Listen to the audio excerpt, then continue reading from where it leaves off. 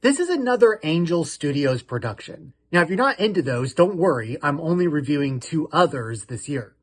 But if I were to recommend any of their movies that I've seen, which isn't many to be honest, I would highly recommend you go back and watch The Sound of Freedom. As it is, the tagline for Green and Gold says it all. Sometimes you gotta bet the farm. And that's exactly what happens in this movie. But it's not done in the cliche way we've all seen before. Yes, the opposition is cartoonishly evil, but the farmer, played by Craig T. Nelson, doesn't actually shake on it right away. You kind of forget about it because the movie goes into a few other subplots that are just as interesting. What I really enjoyed about this film is how it shows the troubles and the hardships that farmers endure just to keep their slice of land that was likely passed down to them from generations.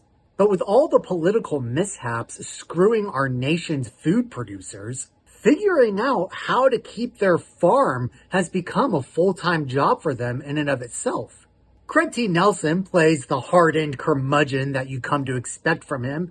He's sarcastic, he's sly, he's witty. He's the exact performance you love to watch from Craig T. Nelson.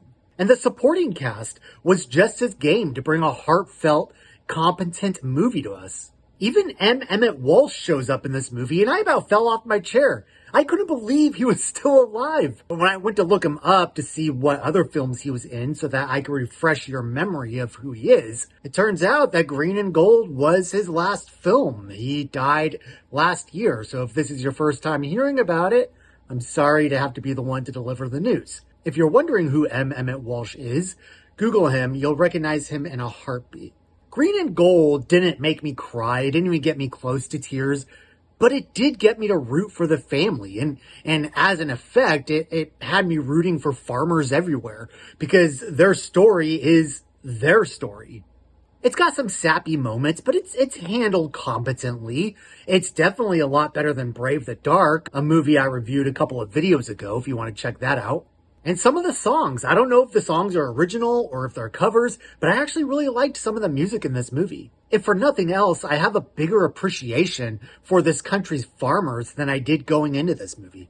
So if on a Friday night my wife and kids want to watch this movie, it's not one that I would complain about rewatching. I wouldn't mind watching it again. I'm going to give this a passing score, but it borders the line of being middle ground. And it could very well be that Craig T. Nelson is the one who makes this movie shine.